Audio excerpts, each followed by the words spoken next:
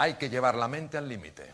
Esto es lo que hace un umbral. Y si no la llevas al límite, que no estamos hablando de ninguna insensatez, ninguna cosa rara, pero que la lleves al límite de exigencia en este sentido, no sucede. Porque el cerebro es muy comodón. Y si le damos una salida fácil, no buscará una solución. ¿Entendéis la diferencia?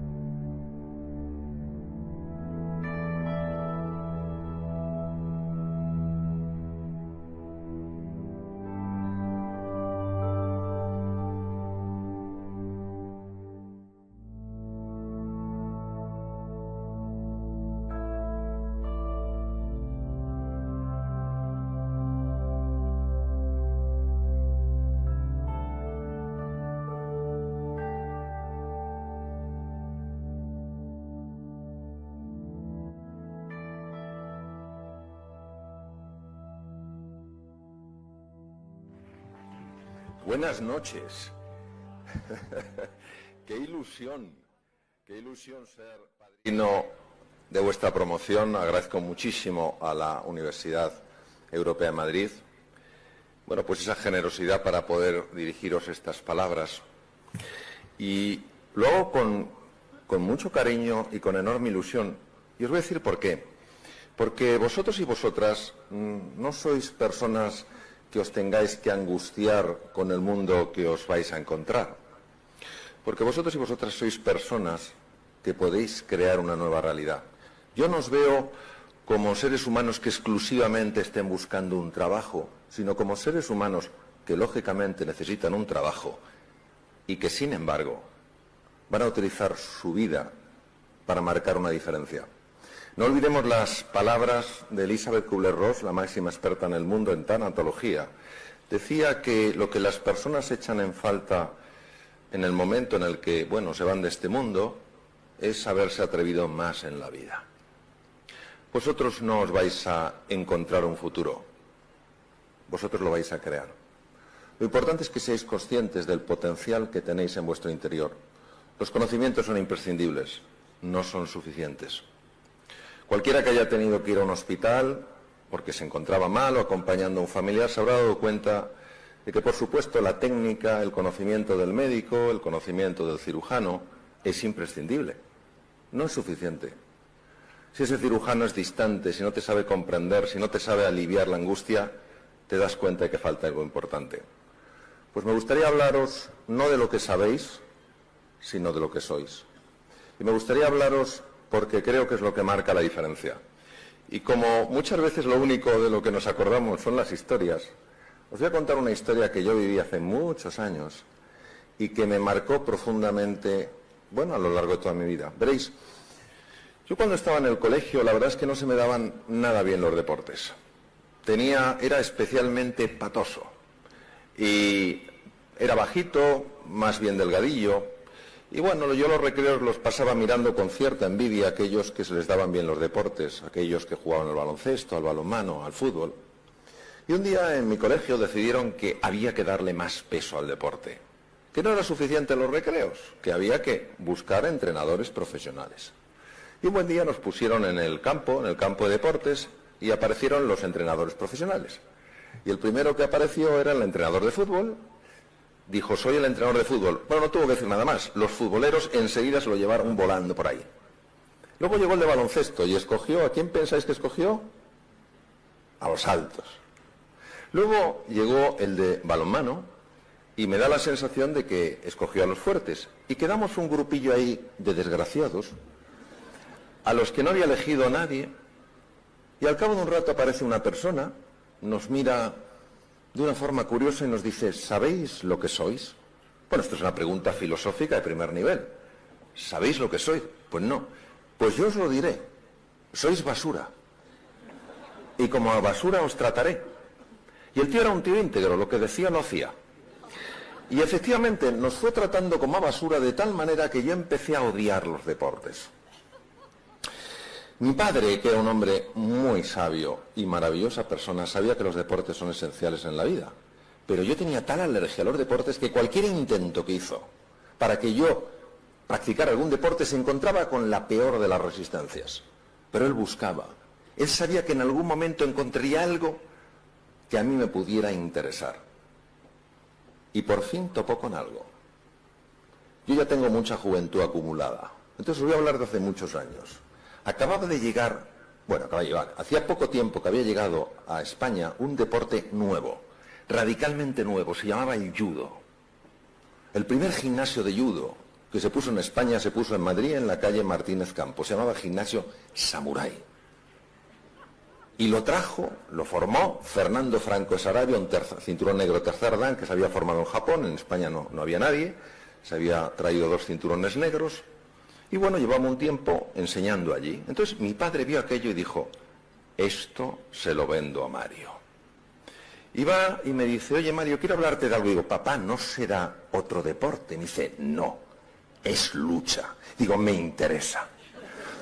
Y entonces va y me lleva al Gimnasio Samurai. Y yo veo aquello, azul el tatami, todo tapizado de bambú fino y al final un samurái de color rojo y negro, una pasada. Y a mí me colocan un cinturón blanco, muy blanco. Y empiezan a enseñarme una llave que se llama ogoshi, llave fácil, llave de cintura. Estábamos unos blancos, había unos amarillos, había unos naranjas y había un verde, el mejor del gimnasio, chico grande, fuerte, simpático. Y a mí venga a enseñarme ogoshi. Y yo preguntaba, oiga, ¿me enseñan alguna otra llave? No, ogoshi.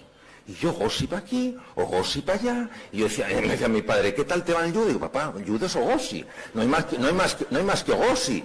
Y digo, es que esto es un poco tan me gusta, pero es que esto yo quiero cambiar. Bueno, Fernando Franco Sarabia se da cuenta de que el judo no acaba de tener enganche. Claro, era un deporte nuevo, poco conocido, y decide organizar una exhibición. Invita a periodistas, familiares, etcétera, etcétera, y llena el gimnasio. Yo os cuento la escena para que la veáis. En el tatami muy grande azul, a la derecha, arrodillados, primero los cinturones blancos, los amarillos, los naranjas y el verde. Al fondo, los 3 cinturones negros, Fernando Franco Sarabia y otros 2 cinturones negros, primer dan. A la izquierda, bancos llenos de gente, periodistas, familiares, etcétera. Había ido mi padre. Bien, se trataba de que combatieran 2 cinturones entre sí, a un punto, un ippon, y el que ganaba, pues nada, ganaba, y se sentaban allí donde estaba el resto de la gente. Bien, empiezan a llamar a los cinturones blancos. Yo estaba nerviosísimo. Y sacaban los cinturones blancos. Y queda un hueco. Yo en una esquina, hueco, cinturones amarillos, naranjas y el verde. Digo, no me fastidies, me toca con un amarillo. Y sacaban los amarillos. Y el hueco se va haciendo más largo. Y digo, con un naranja no puede ser. Y sacaban los naranjas. Y queda un espacio enorme entre el verde y yo. Y claro, yo aguzo el oído. Yo oigo a los cinturones negros hablar entre sí. Nos hemos equivocado. No hemos llamado a ese blanco. Y como peleé con el verde, le mata. Pero escucho a uno de ellos que era muy piadoso y dice, bueno, pero el verde es nuestra estrella, que se luzca. Y yo, ¿conmigo? Ante la perplejidad de la gente, llaman al verde y me llaman a mí. El cinturón más alto, el 10º dan de una escuela, es el cinturón rojo, y se le pone el cinturón rojo sobre el que ya tiene al favorito. Todavía me acuerdo aquel cinturón negro tan piadoso ponerme a mí el cinturón rojo mientras me miraba como diciendo, una última alegría, chaval. Bien, claro, yo veía esa mole y yo con mi ogoshi. Y en ese momento me llama mi padre. Mario, ven. Y me dicen los jueces, sí, ve. Entonces yo voy. Digo, ¿qué quieres, papá? Voy a combatir. Yo en el fondo le decía, voy a morir. Y me dice, Mario, tú puedes vencerle. Y digo, ¿pero le has visto? Y me dice, sí, hazle un ogoshi. Claro que le iba a hacer yo. Digo, pero un ogoshi. Dice, Mario, hijo mío, yo te he visto hacer el ogoshi una y otra vez, desde luego, una y otra vez. ¿Y cómo se te da el ogoshi? Bueno, cuando yo volví, yo era distinto. Yo no tenía un ogoshi, el ogoshi me tenía a mí. Nos saludamos y él vino sobrado. Yo le agarré con tal potencia, le hice un ogoshi, claro, le levanté por los aires y creí que se mataba de la velocidad que cogió. Le agarré, cayó sobre mi brazo, me lo rompió, pero atención, lo importante, yo gané el combate. Bien. Bien. Bien. Se produjo un silencio, bueno, dijo, Ippon, punto. Se produjo un silencio y se oyó una voz, es imposible. Ha ganado el blanco. Bien, ¿por qué os cuento esto? Os cuento esto para que sepáis que vuestros conocimientos son muy importantes, muy importantes. También es muy importante que confiéis en vosotros, que confiéis en vuestras posibilidades. Que un sencillo goshi, cuando lo elevas a la categoría de kojogoshi, consigue lo que no parece posible conseguir. Que tengáis esta confianza, esta firmeza. Sois absolutamente necesarios y necesarias para transformar esta sociedad. Y os voy a contar una segunda historia. Esto ocurrió hace mucho tiempo. A finales del siglo XIX nació en un lugar perdido de Alabama, Tuscumbia, una niña. La pusieron de nombre Elena. Elena nació sin ningún defecto físico, pero a los 16 meses de edad tuvo una escarlatina con una complicación muy rara, con una encefalitis muy severa. El resultado es que la enfermedad dejó a Elena ciega, muda y sorda. Los padres hicieron lo que pudieron para enseñar a esta niña, a la pequeña Elena, el lenguaje de los sordomudos a través del tacto, ya que ella no podía ver. Pero la niña se encerró en una frustración, en una noche oscura, porque no entendía lo que le había pasado, y los padres tiraron la toalla.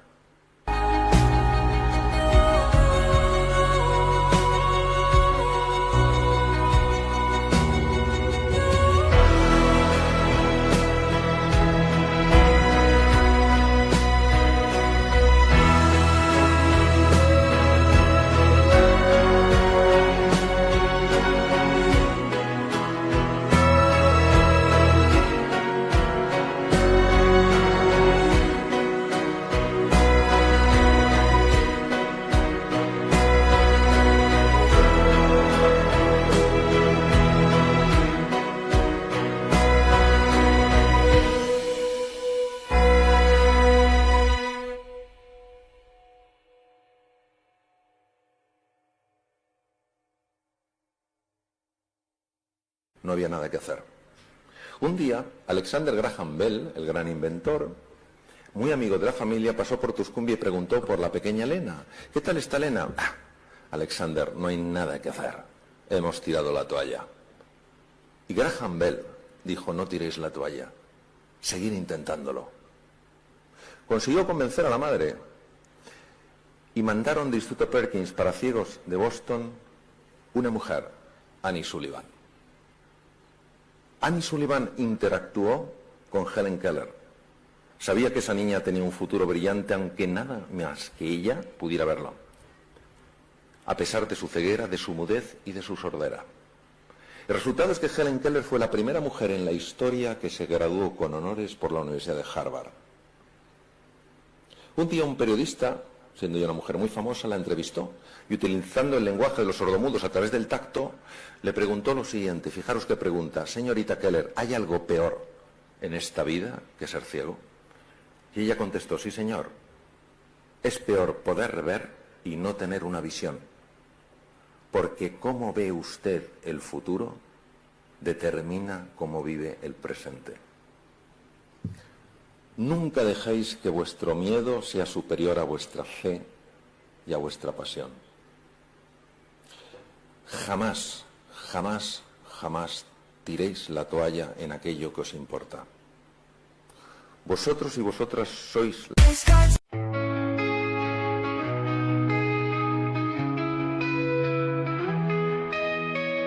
Lost in the rhythm of the wind, streams whisper secrets to my soul. In a world of alternative rock where indie rock takes control, our rock paints a picture so vivid, where your female vocals sing so sweet, melodic tones that captivate. In this experimental retreat, deep within the music's embrace, I find solace in this space, where the lyrics intertwine with the beats of time. Layers of sound surround me, like a symphony of the mind. An art rock masterpiece unfolding in a melody so kind. Each note a brushstroke of emotion, painting hues of every shade.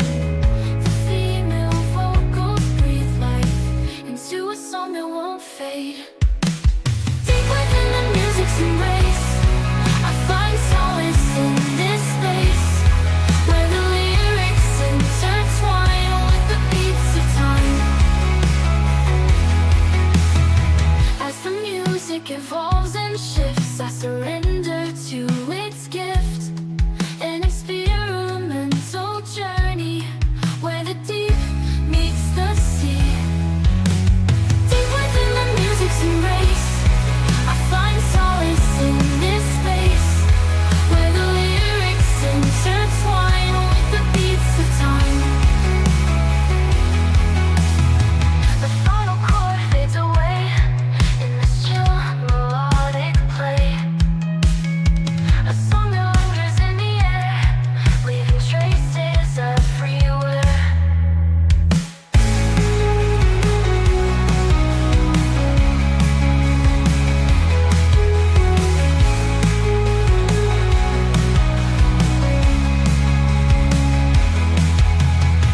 Layers of sound surround me, like a symphony of the mind. An art rock masterpiece unfolding in a melody so kind.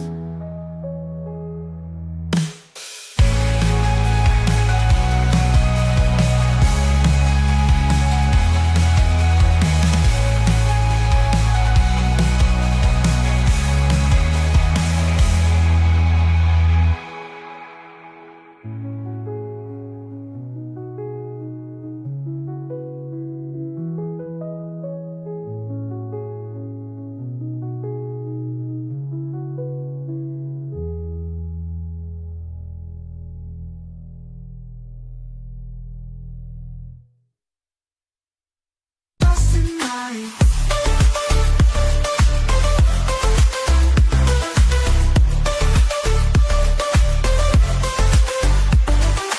Ooh, you got me falling deep underneath these midnight whispers. Every breath you take, I keep lost within your haunted whisper.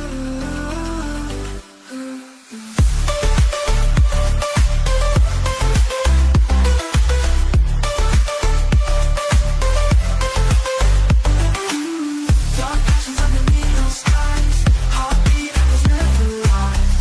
In between my hold me tight, future bliss guides us tonight.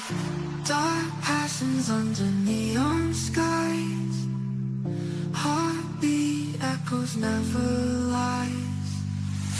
In the Las personas que vais a inspirar a muchos otros seres humanos a creer que los sueños nos transforman, que los sueños despliegan toda la grandeza que hay en nuestro interior y que al final creer se convierte en crear. Muchas gracias.